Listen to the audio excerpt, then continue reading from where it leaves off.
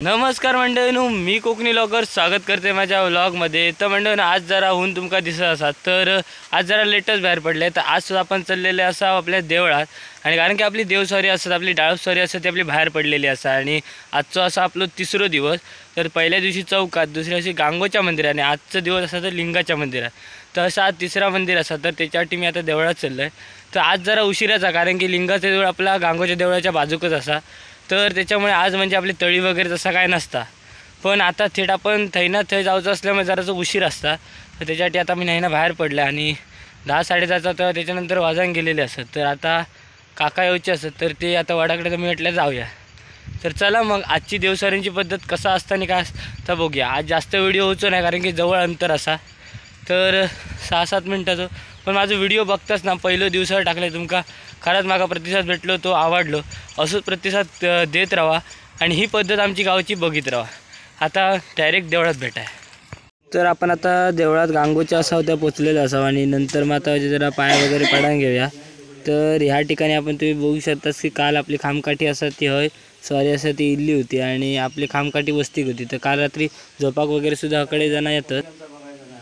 तर आता थोड्याच वेळात ना आपली गाराणं वगैरे केला जातं, आणि त्याच्यानंतर मग देव बाहेर पडायची वेळ चालू होतली। तर आपली माणसं हळूहळू जमाक लागलेली असतात। तर आता गाराणं वगैरे झाल्यानंतर मग आपली कामकाठी असं ती बाहेर पडतली। तर गाराणं ऐकूया आधी।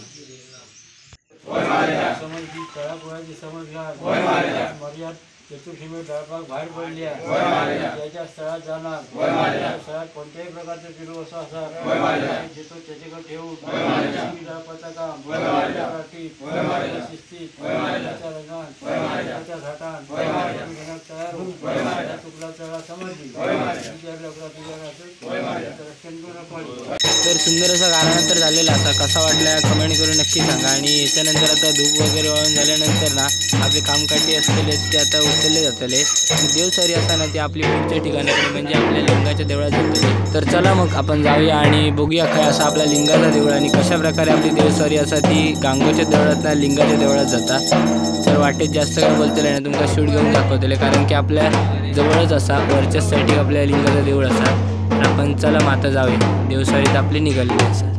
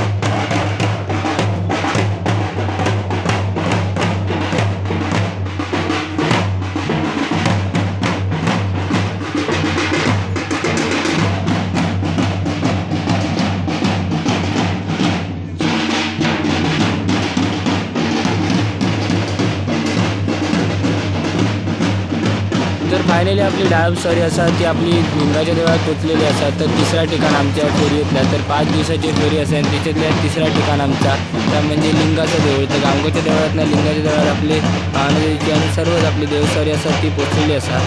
तर या ठिकाणी आता जेवण वगैरे होतलंच असा। तर आता आधी पहिली भेट वगैरे होतली, आणि त्याच्यानंतर जेवण। तर भेट वगैरे कशा प्रकारे होता आणि कसं काय का होतं तर तुम्ही पुढे बघताला असा। पूर्ण आधी पहिली एक फेरी मारली जातं, आणि त्याच्यानंतर मग भेट वगैरे होतं। तर आता आपण काम वगैरे आता आपण पुढच्यासाठी जाते, आणि नंतर मग भेट होतो। तर बघूया कशा प्रकारे आपली भेट वगैरे होते।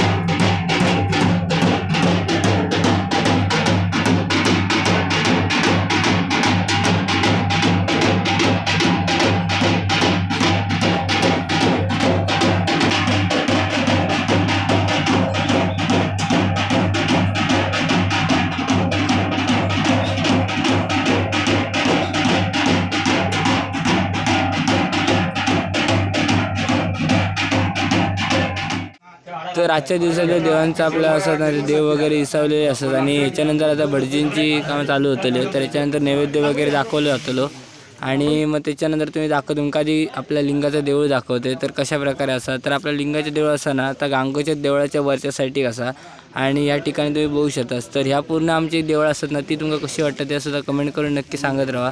आणि यामध्ये तुमका आता आपल्या हे बघा तर आपल्या हे देवाची इकडे मूर्ती वगैरे असतात. तर अशा प्रकारे इकडे आमच्या गावाच्या आतमध्ये असा लिंगाचा आणि गांगोचा देऊळ असा. तर या ठिकाणी आज असताना ती वस्ती वगैरे होती, खामकाठी वगैरे बांधून ठेवलेले असतात. आता देव आपले असतात ते लिंगाच्या देवळात पोचलेले असतात आणि लिंगाच्या देवळात पोचल्यानंतर आता भटजी नैवेद्य वगैरे दाखवतले आणि त्याच्यानंतर मग आपण आता सगळे जोग बसतला. तर आता गांगोच्या देवळात खाली इलं आहे. तर आपल्याबरोबर साईल आणि त्याच्यावर आता आपण परत लिंगाच्या देवळात चालला. तर आता वाडी वगैरे दाखवल्यानंतर मग जोग बसाय. चला मग तशी कशी पद्धत ती दाखवते. तर भटजीने आपल्या गावात सुरुवात केलेली होती. तर वाडी वगैरे तुम्ही बघू शकता कशा प्रकारे किती वाडे दाखवलेले असतात. तर कोकणातले चालीरीती पद्धती खूप सुंदर असतात. तर आपले देवसारे बाहेर पडल्यानंतर नैवेद्य असतात ना ते अप्रतिम आहे. डाळ भात आणि बटाट्याची भाजी खाऊ आणि त्याच्यावर सोलकढी असं जर जेवण असताना चवीक एकदम खतरनाक. तर एक नंबर जेवण असतं. तर अशा प्रकारे आपली डाळ सॉरी असतात ती बाहेर पडली असते आणि आज तिसरा जेवण असं या ठिकाणी. तर हे सगळं नैवेद्य दाखवून झाल्यानंतर आता आपण जेव बसलेलं असतो. तर पंक्ती आतमध्ये देवळात थोडे बसलेले असतात आणि बाहेरचं तुमका नंतर मी उठल्यानंतर तुमका दृश्य दाखवते कशा प्रकारे बसतात जेव. तर रानावनात तर या ठिकाणी डाळ भात आणि बटाट्याची भाजी अशा प्रकारे आपला आजचं मेनू असतात. आणि ह्या जेवण असतं आता एकदम सुंदर लागतात. त्याच्याबरोबर सोलकढी सुद्धा असं म्हणजे इसराक नको ते सोलकढी.